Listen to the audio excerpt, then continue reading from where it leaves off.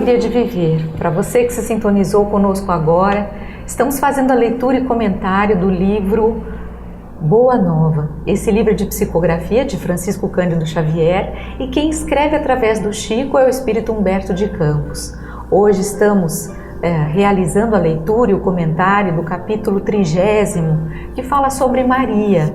E agora nós finalizaremos com a nossa bela história. É um capítulo um pouco extenso, mas é um dos mais belos que nós já tivemos nesse livro. Acompanhem conosco a leitura. Eu vou retomar um pouco para a gente seguir adiante. Eram velhos trôpegos, cambaleantes e desenganados do mundo que vinham ouvir suas palavras confortadoras e afetuosas. Enfermos que invocavam a sua proteção, mães infortunadas que pediam a bênção de seu carinho. Minha mãe, dizia um dos mais aflitos, como poderei vencer as minhas dificuldades? Me sinto abandonado na estrada escura da vida. Maria enviava o olhar amoroso da sua bondade, deixando nele transparecer toda a dedicação enternecida do seu espírito maternal. Isso também passa, dizia ela carinhosamente. Só o reino de Deus é bastante forte para nunca passar de nossas almas como eterna realização do amor celestial. Seus conceitos abrandavam a dor dos mais desesperados, desanuviavam, dispersavam o pensamento obscuro dos mais acabrunhados e abatidos. A igreja de Éfeso exigia de João a mais alta expressão de sacrifício pessoal. Pelo que, com o decorrer do tempo, quase sempre Maria estava só, quando a legião humilde dos necessitados descia o monte singelo rumo aos lares mais confortados e felizes. Os dias e as semanas, os meses e os anos passaram incessantes, trazendo as lembranças mais ternas. Quando sereno e azulado o mar fazia voltar à sua memória o Tiberíades distante. Surpreendia no ar aqueles perfumes vagos que enchiam a alma da tarde quando seu filho, de quem nem um instante se esquecia, reunindo os discípulos amados, transmitia ao coração do povo as preciosidades da Boa Nova. A velhice não lhe acarretara nem cansaços nem amarguras. A certeza da proteção divina proporcionava a ela ininterrupto consolo. Como quem transpõe o dia em trabalhos honestos e proveitosos, seu coração experimentava grato repouso, iluminado pelo luar da esperança e pelas estrelas fulgurantes da crença imorredora. Suas meditações eram suaves conversas com as lembranças do filho muito amado. Súbito recebeu notícias de que um período de dolorosas perseguições se havia aberto para todos os que fossem fiéis à doutrina do seu Jesus divino. Alguns cristãos, banidos de Roma, traziam a Éfeso as tristes informações. Em obediência aos decretos, aos éditos mais injustos, escravizavam os seguidores do Cristo, destruíam seus lares, eram presos em ferros nas prisões. Falavam de festas públicas em que seus corpos eram dados como alimento a feras insaciáveis, em horrendos espetáculos. Então, num crepúsculo estrelado, Maria se entregou às orações como de costume, pedindo a Deus por todos aqueles que se encontrassem em angústias do coração por amor de seu filho. Embora a solidão do ambiente, não se sentia só. Uma força singular banhava toda a sua alma. Aragens suaves sopravam do oceano espalhando os aromas da noite, que se povoava de astros amigos e afetuosos, e, em poucos minutos, a lua cheia participava igualmente desse concerto de harmonia e de luz. Enlevada nas suas meditações, Maria viu aproximar-se o vulto de um pedinte. Minha mãe, exclamou o recém-chegado, como tantos outros que recorriam ao seu carinho, venho te fazer companhia e receber a tua bênção. Maternalmente, ela o convidou a entrar, impressionada com aquela voz que lhe inspirava profunda simpatia. O peregrino falou do céu, confortando-a delicadamente. Comentou as bem-aventuranças divinas que aguardam a todos os devotados e sinceros filhos de Deus, dando a entender que compreendia as suas mais ternas saudades do coração. Maria se sentiu empolgada por tocante surpresa. Que mendigo seria aquele que lhe acalmava as dores secretas da alma saudosa com bálsamos tão adocicados? Nenhum surgira até então para dar, era sempre para pedir alguma coisa. No entanto, aquele andarilho desconhecido derramava no seu íntimo as mais santas consolações. Onde ouviu, noutros tempos, aquela voz meiga e carinhosa? Que emoções eram aquelas que lhe faziam pulsar o coração de tanta carícia? Seus olhos se umedeceram de ventura, sem que conseguisse explicar a razão de sua terna emotividade. Foi quando o hóspede anônimo lhe estendeu as mãos generosas e lhe falou com profundo acento de amor: minha mãe, vem aos meus braços. Nesse instante, olhou as mãos nobres que se estendiam em sua direção num gesto da mais bela ternura. Tomada de comoção profunda, viu nelas duas chagas, como as que seu filho revelava na cruz, e instintivamente dirigindo o olhar ansioso para os pés do peregrino amigo, percebeu também aí as úlceras causadas pelos cravos do suplício. Não pôde mais. Compreendendo a visita amorosa que Deus enviava ao seu coração, bradou com infinita alegria: meu filho, as úlceras que te fizeram. E precipitando-se para ele, como mãe carinhosa e desvelada, quis certificar-se, tocando a ferida que lhe fora produzida pelo último golpe dado com a lança, perto do coração. Suas mãos ternas e solícitas o abraçaram na sombra visitada pelo luar, procurando ansiosamente a úlcera que tantas lágrimas lhe provocara ao carinho de mãe. A chaga lateral também lá estava, sob a carícia de suas mãos. Não conseguiu dominar o seu intenso júbilo. Num ímpeto de amor, fez um movimento para se ajoelhar. Queria abraçar-se aos pés do seu Jesus e beijá-los com ternura.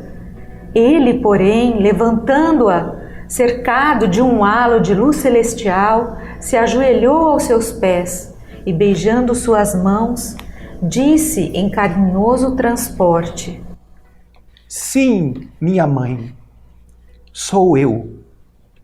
Venho te buscar, pois meu Pai quer que seja no meu reino a rainha dos anjos. Maria cambaleou, tomada de inexprimível ventura. Queria dizer da sua felicidade, manifestar seu agradecimento a Deus.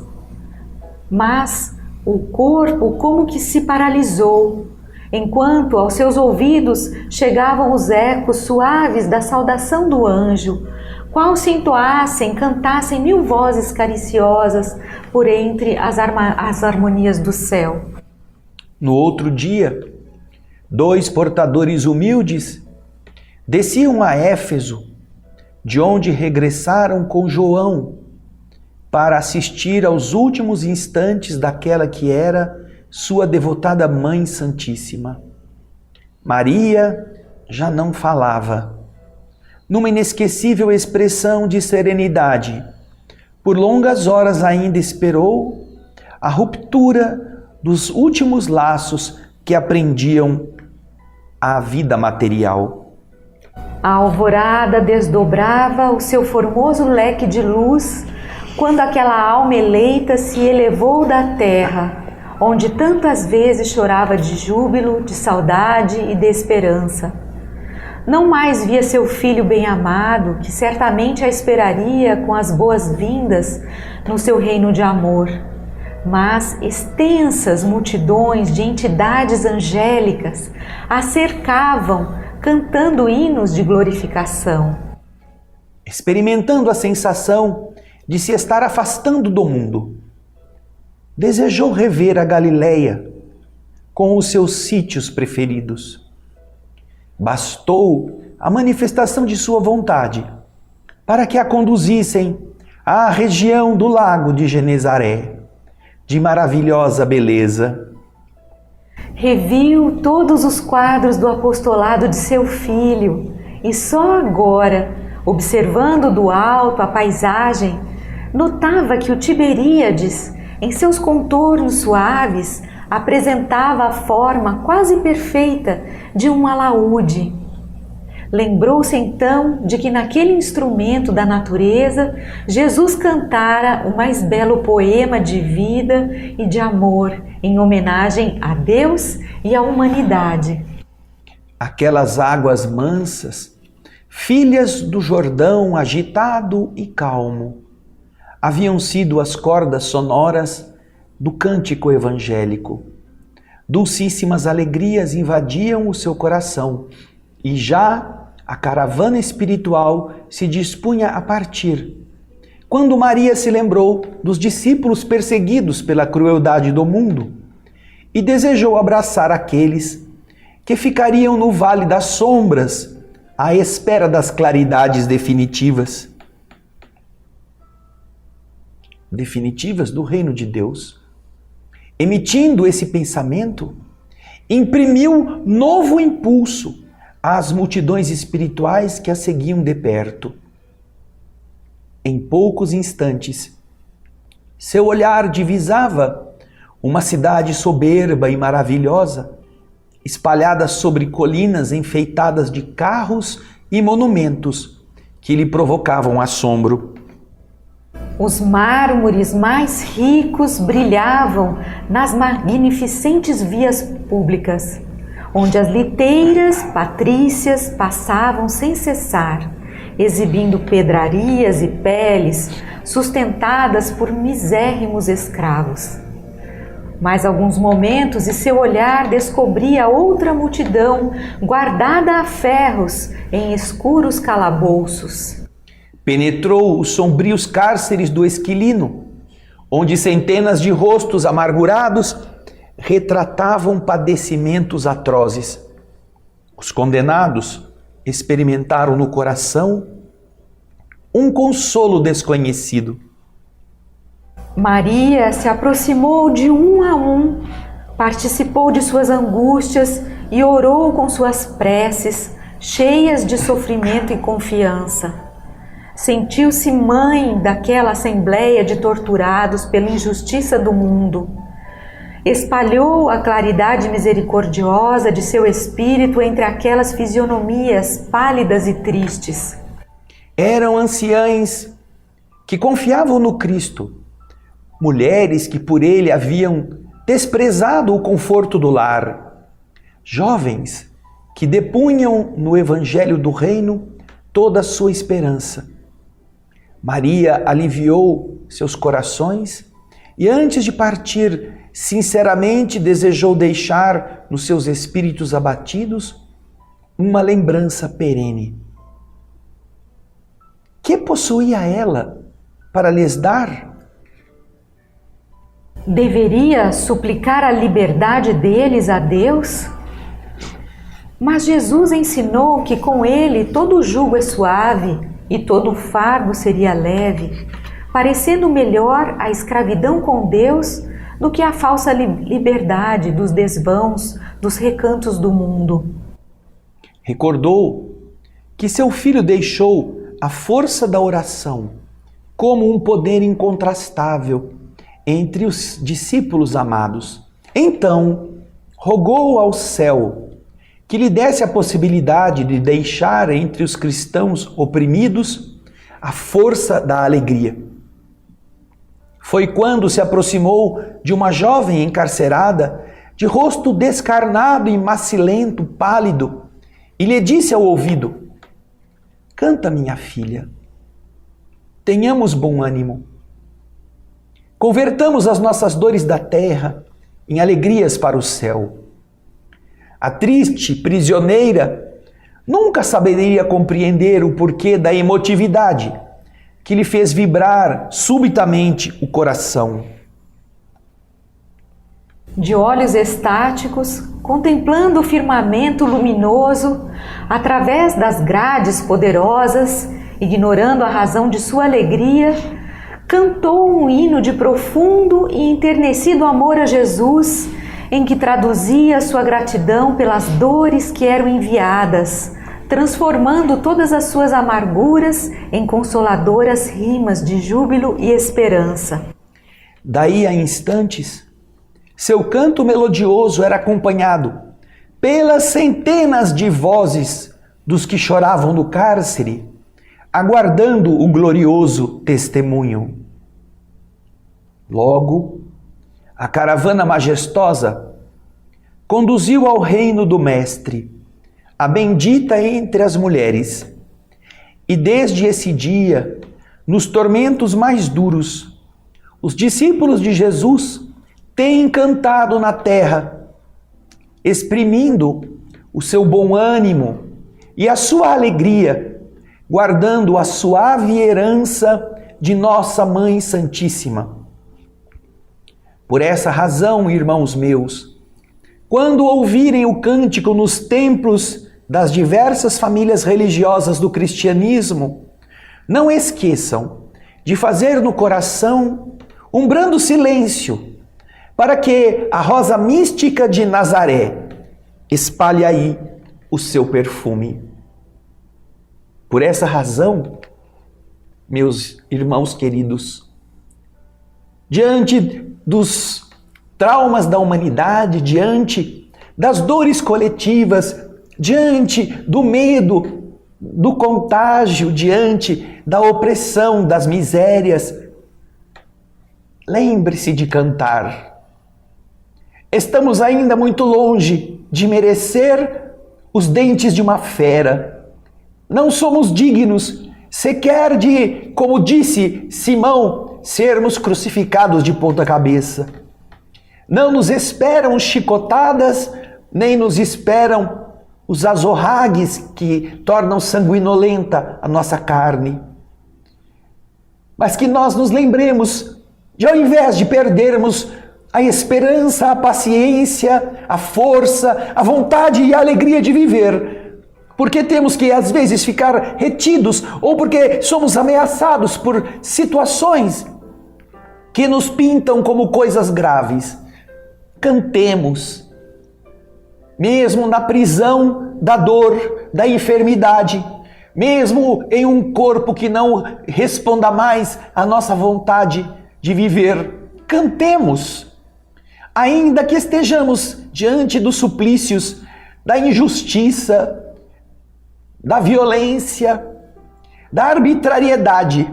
Quem sabe, Senhor, nós não somos aqueles velhos cristãos covardes que fugiram, que agora podem ser chamados a também servirem de exemplo, a também darem um testemunho, para que os seus irmãos tenham a vontade de viver, saibam enfrentar os obstáculos, saibam superar esses desafios tão singelos, tão pequenos. E ao invés de perderem o equilíbrio, possam servir de apoio um para o outro. Recorde-se, você, de ser apoio para quem está ao seu lado. Não importa que a pessoa não seja A que você amava ou aquela que você gostaria. Não importa que seja um estranho, que seja um vizinho difícil. Não importa que seja uma criatura que você não conhece, como você esperaria ter a intimidade com aqueles que estão ao seu lado. Que você seja apoio, que você sabe estender a mão e que, como Maria, ao invés de pensar em ir embora rapidamente, que você possa olhar generosamente para aqueles que estão perto de você e diga a eles: cante, cantemos juntos, para que nossa vida possa encontrar a alegria do céu no coração da alma. E assim terá valido a pena você se tornar de verdade a boa nova que Jesus semeou. Foi para isso que ele veio. Foi para você ser a boa nova também, através do bem. Obrigado. Obrigado, Emmanuel. Obrigado, Chico. Obrigado, Humberto. Obrigado, André Luiz. E obrigado a tantos os espíritos que já escreveram, para que a gente tivesse coragem e fosse forte. Não é mesmo, Solange? Lindo capítulo. Com esse capítulo nós deixamos o nosso abraço carinhoso para vocês. E nos vemos na próxima Alegria de Viver, uma nova obra, com novas notícias, com bastante amor e sentimento. Cantar para ter alegria de viver. É isso aí. Um grande abraço. Até mais. Até mais. Muita paz.